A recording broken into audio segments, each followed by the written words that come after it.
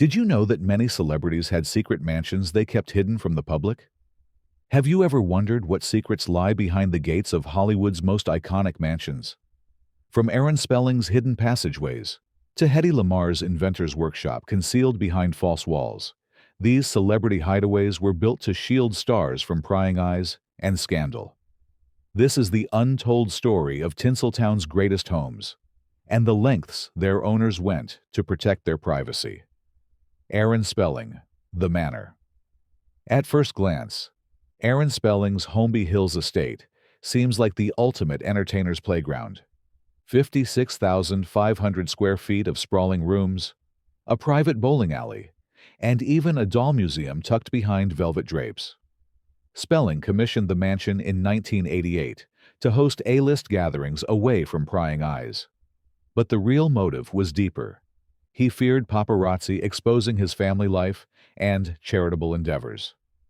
According to his longtime interior designer, Spelling insisted on secret passageways linking his private quarters to the pool cabana, ensuring he could slip away unseen when reporters staked out the gates. Beyond ostentation, the manor's layout reveals his paranoia. Windows angled to prevent outsiders from glimpsing in, and thick acoustic insulation to muffle conversation. Behind the scenes, staff were sworn to confidentiality under hefty non-disclosure agreements, a practice borrowed from his studio contracts. Spelling's daughter, Tori, later recalled in her memoir that even family birthdays were celebrated behind drawn curtains, with invitations personally vetted by Aaron to exclude anyone he deemed too public. By the time the property sold for $120 million in 2011, the manor had become a symbol of how Hollywood moguls build not just homes, but fortresses of secrecy, spaces designed as much to hide life's vulnerabilities as to display its successes. Alla Nazimova, Garden of Allah. Once a bohemian sanctuary on Sunset Boulevard, Alla Nazimova's Garden of Allah Villa was both an artist's retreat and a carefully guarded haven. Built in the 1920s, the estate featured a black C-shaped pool, secluded courtyards, and guest cottages that hosted the likes of Noel Coward and Greta Garbo. Yet, Nazimova's true aim was discretion. At a time when same-sex relationships and unconventional lifestyles were taboo, she used the property's labyrinthine hedges and high walls to shield her private life from scandal-hungry tabloids. Studio archivist Laura Ann Gill noted in her 2019 biography that Nazimova installed one-way mirrors in her drawing room, allowing her to observe unwelcome visitors before granting entry. Even her letters, later published in a 2007 collection, describe midnight rendezvous that required staff to stage fake parties to throw off potential spies. When Sunset Boulevard's property values soared, Nazimova sold the estate in 1945, only to watch it demolished in 1959 to make way for a shopping mall. Yet for decades, her former guests whispered about hidden tunnels beneath the gardens, rumors fueled by her insistence that the only public face of the Garden of Allah be its postcard-perfect facade. In life and in legend, Nazimova's villa embodied the tension between celebrity spectacle and the desperate need for privacy in Hollywood's earliest, most judgmental days. Barbara Hutton, Winfield House. Barbara Hutton's Winfield House was a monument to wealth and to her equally vast desire for solitude. The Woolworth heiress acquired the Holmby Hills estate in the late 1940s, expanding the original Tudor-style mansion into a 10,000-square-foot compound, replete with secret gardens and a private screening room. Despite her fortune and fame as the poor little rich girl, Hutton distrusted both press and partygoers, fearing that anyone granted access could leak details of her tumultuous personal life. 5 failed marriages, protracted custody battles, and whispered rumors of financial mismanagement. According to Hutton's biographer John Pearson, she installed a panic room off the master bedroom, accessible only by a concealed panel in the wall, stocked with emergency provisions and a direct phone line to her lawyer. The estate's elaborate wrought iron gates bore no address numbers, thwarting uninvited visitors. Hutton's close friend, Lady Pamela Mountbatten, later revealed that guests would arrive at a secondary gate and be shuttled by blindfolded chauffeurs to the main house, an extreme measure to prevent anyone from mapping the property. Winfield House remained Hutton's refuge until her death in 1979, a fortress built to protect her from the very world that admired her, a testament to the isolation wrought by extraordinary privilege. Betty White, Brentwood Home. Betty White's unassuming mid-century Brentwood residence belied its hidden sophistication. Though the home's modest facade and pet-friendly backyard reflected White's public persona, warm, approachable, and animal-obsessed, it also housed advanced security features installed in the 1970s as she rose to sitcom superstardom. White, ever mindful of her fans' adoration and the occasional stalker, outfitted the property with a one-way intercom system and remote-controlled gate locks long before such technology was mainstream. In her authorized autobiography, White recounted how, during the filming of The Mary Tyler Moore Show, she would retreat to a concealed office wing, accessed via a sliding bookcase, to field sensitive calls from producers or to decompress after long days. A longtime gardener told Los Angeles Magazine that the thick hedges surrounding the yard weren't just decorative. They masked motion sensors tied to interior alarms. Even White's beloved dogs were part of the security plan. They were trained to alert at the sound of drones or cameras overhead, an early deterrent to invasive paparazzi. Though White never publicly discussed these measures, friends noted she valued her privacy fiercely, preferring to share anecdotes of her career rather than her personal sanctuary.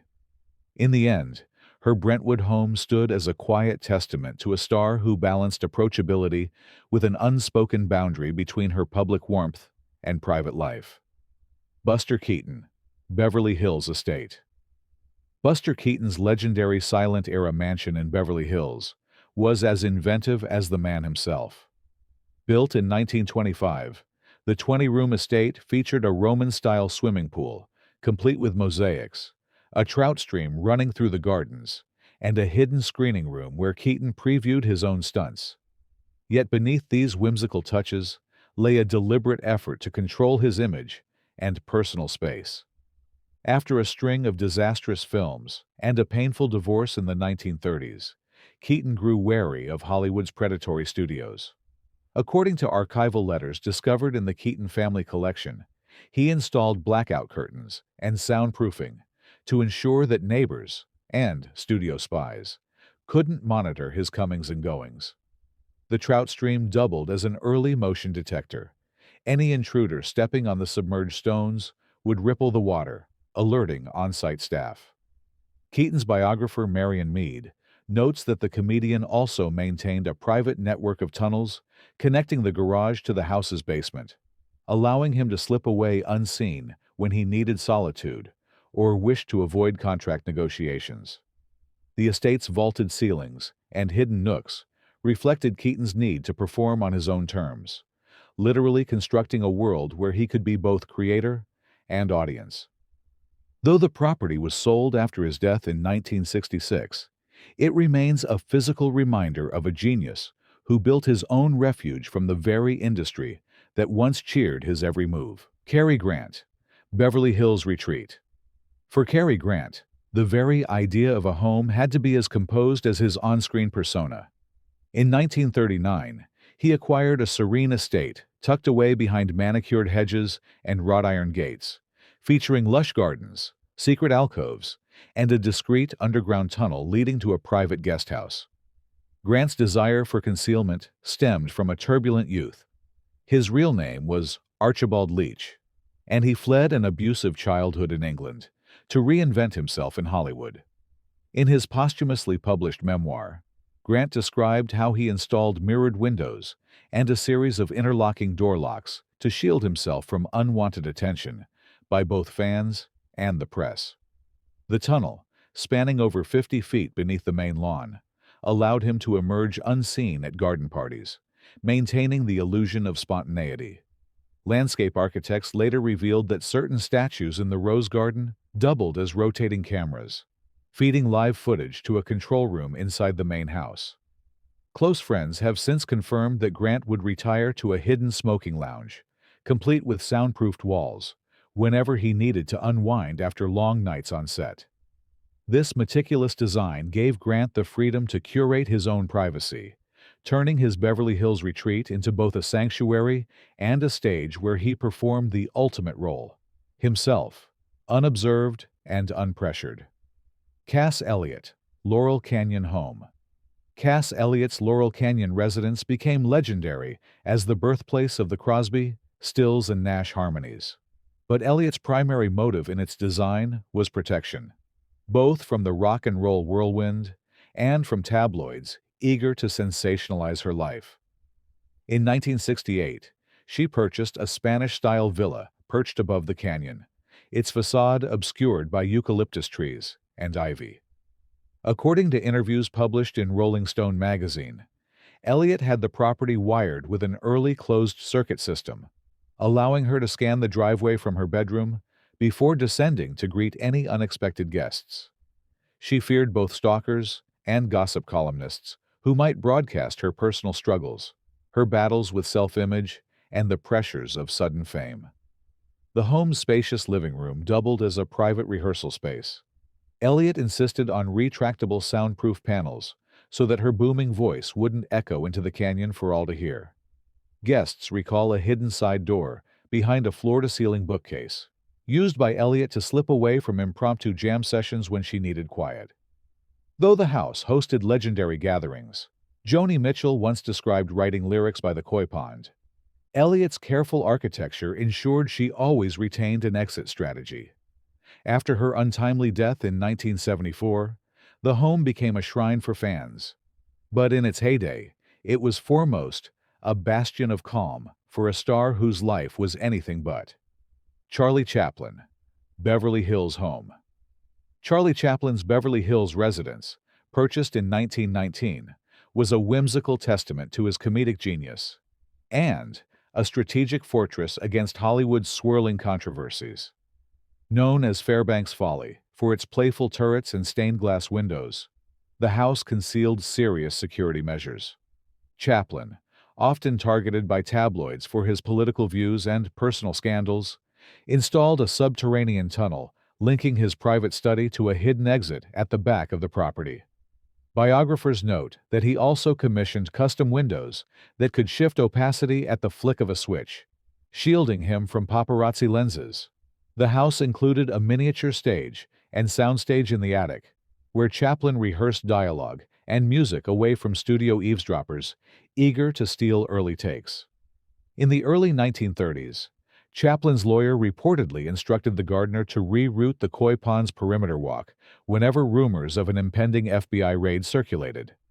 Chaplan was under government scrutiny for alleged communist sympathies. Studio memos uncovered in the Chaplan archives describe his insistence on two-way mirrors in the ballroom, enabling him to gauge guest behavior and identify any who might leak gossip to the press. Though Chaplan eventually left the U.S. in 1952 under duress, his Beverly Hills home stands as a monument to how even the greatest slapstick star built layers of secrecy into his sanctuary, protecting both his art and his reputation from a world eager to expose him. Clark Gable, Incino Ranch. Clark Gable's Incino Ranch was conceived as a rustic antidote to the Hollywood machine, but it was also a calculated hideaway from studio executives and persistent photographers. Purchased in 1937, the sprawling property featured rolling pastures, stables, and a secluded cottage where Gable retreated after the tragic death of his wife, Carol Lombard, in 1942. According to letters published in the Journal of Hollywood History, Gable had a series of dirt roads and false entrances laid out across the ranch, confusing any tailing vehicles. He also installed high-voltage fences around the private quarters, a move later criticized for its danger to both trespassers and staff. In the main house, Gable created a gentleman's lounge behind a hidden panel in the library, accessible only by pressing a book that matched his personal crest. Studio insiders reported that Gable would disappear there for hours, fielding delicate war bond appeals and letter-writing campaigns away from prying ears. Ranch hands remember the legendary Gable Curve, a winding track through eucalyptus groves that he'd drive at night to shake off any car following him. After Lombard's death, Gable rarely gave interviews from the ranch, preferring to broadcast statements from the studio lot. When he sold the property in 1955, the new owners discovered a locked vault in the basement containing Carroll's personal effects, a poignant reminder that for Gable, the Incino Ranch was more than a home. It was a sanctuary built to guard both his grief and his autonomy. Dolores Del Rio Neutra Modernist Home. Stepping into Dolores Del Rio's mid-century modernist jewel feels like entering a living sculpture, but behind its sleek lines lay a star's careful bid for discretion. In the late 1940s, Del Rio commissioned Richard Neutra to blend her Mexican heritage with Southern California's avant-garde aesthetic, resulting in walls of glass set within concrete fins. Yet the windows that offered sweeping canyon views were equipped with electrochromic glass, early smart glass that Del Rio could tint at the flick of a switch, blocking prying eyes when she entertained studio executives or sheltered lovers away from tabloid gossip.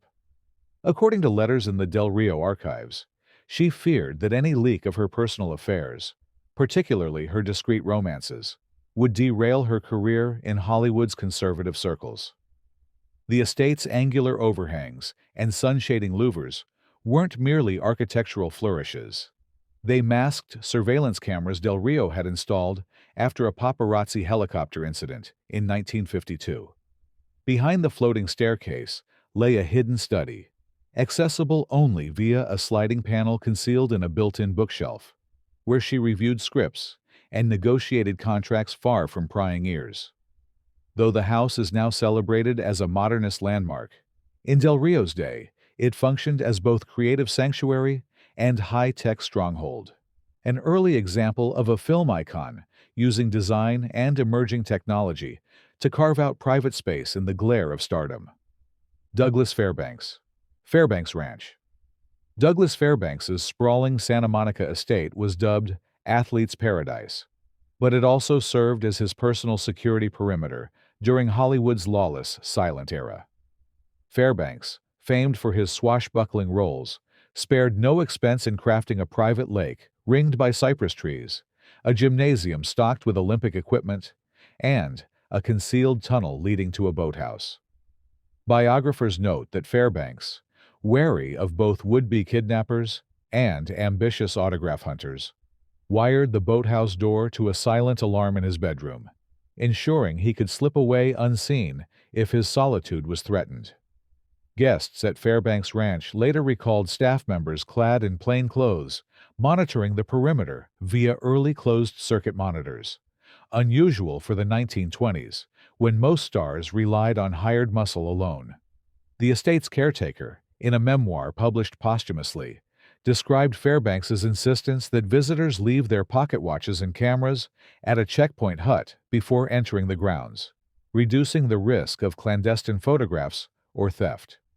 After Fairbanks's death in 1939, the ranch fell into disrepair, but historians point to its advanced security layout as one of the first instances of a celebrity integrating surveillance technology into a private residence, an enduring legacy of a star who sought to control not just his on-screen image, but the very boundaries of his personal world. Elizabeth Taylor, Bel Air Mansion. Elizabeth Taylor's Bel Air estate was a fortress of romance and secrecy, built to shield one of Hollywood's most scandal-ridden lives from relentless press scrutiny.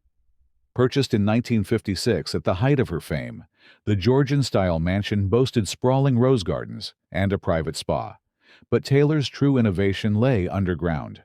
Studio blueprints discovered in the Taylor Foundation archives reveal a subterranean network of tunnels connecting the main house to a discreet guest cottage. Taylor's answer to ensuring that Richard Burton, her secret love before divorce papers were filed, could slip in and out without triggering headlines. Taylor's personal assistant, in interviews recorded for a 2005 biography, recalled how the tunnels were lined with soundproof panels and softly lit by hidden sconces to muffle footsteps and camera flashes.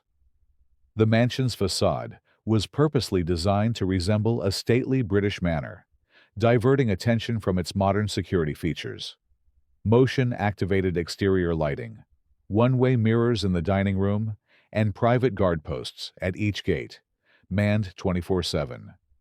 Taylor's fear of paparazzi exposing her whirlwind relationships, first with Mike Todd, then with Burton, drove her to treat Bel Air as both home and operational command center.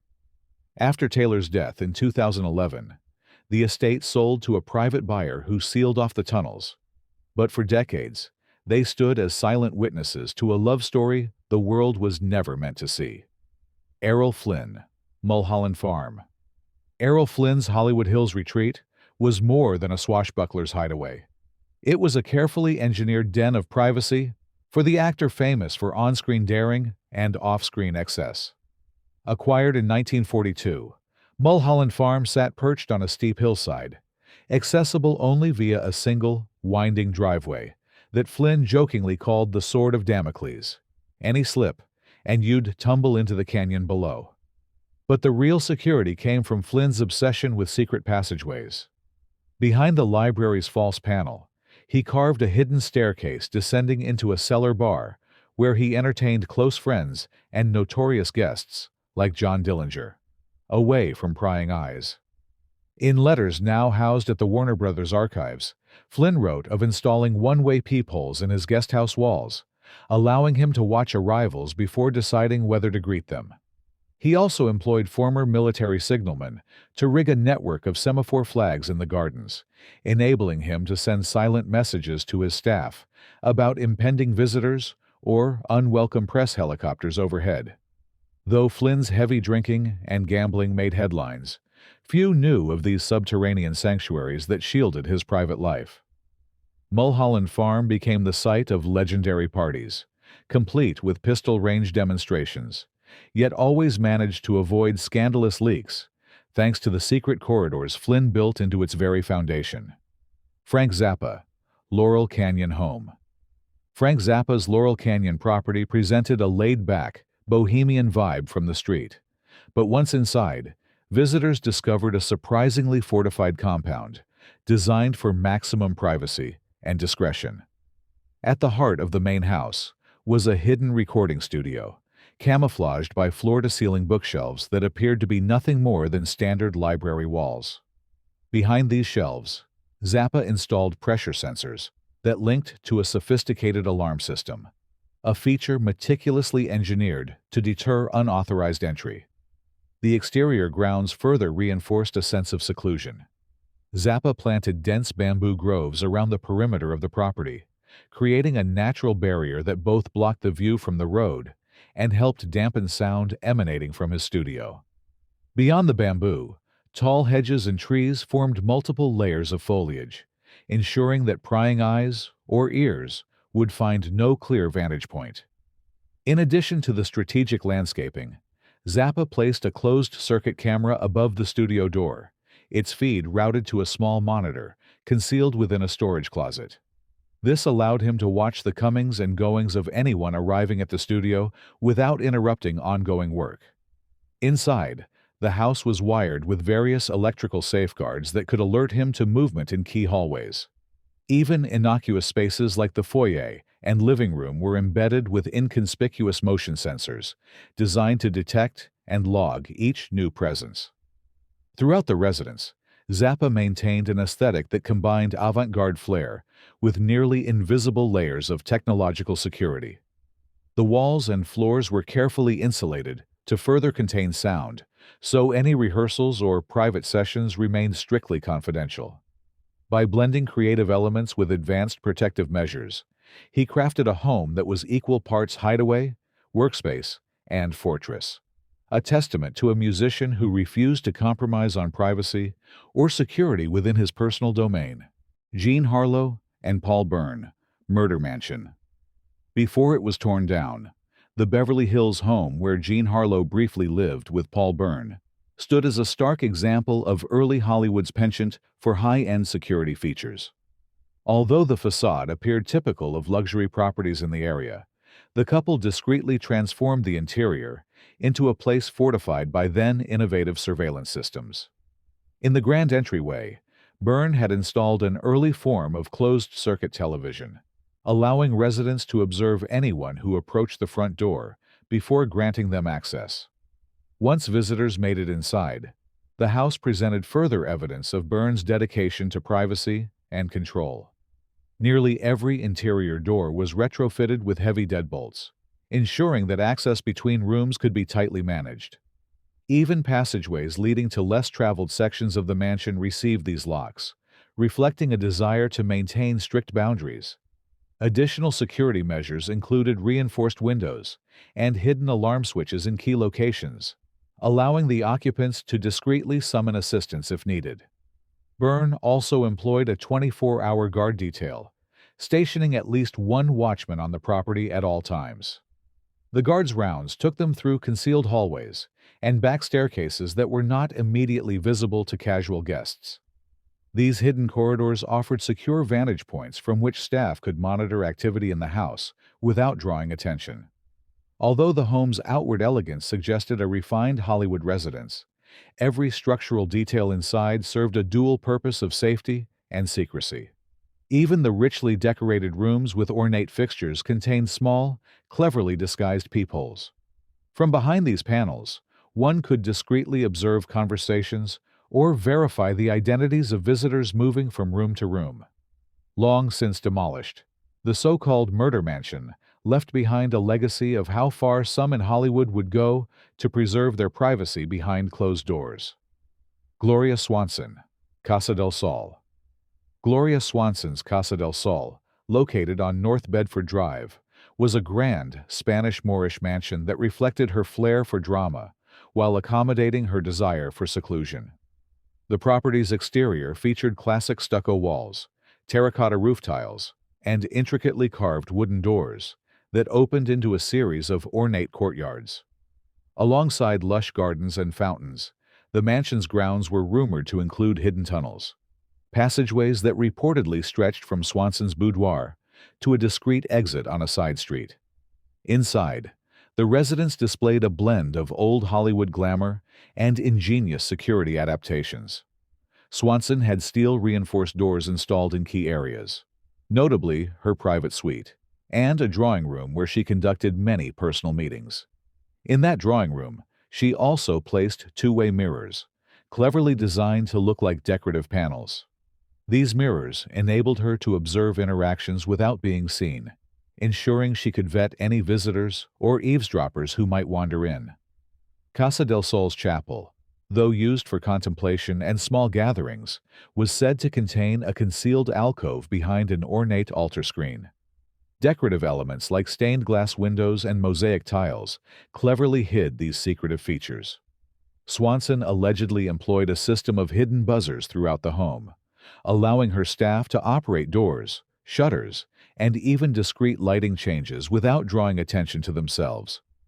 In the mansion's labyrinthine hallways, layers of thick plaster concealed coded messages, notations Swanson reportedly left for trusted staff to coordinate comings and goings.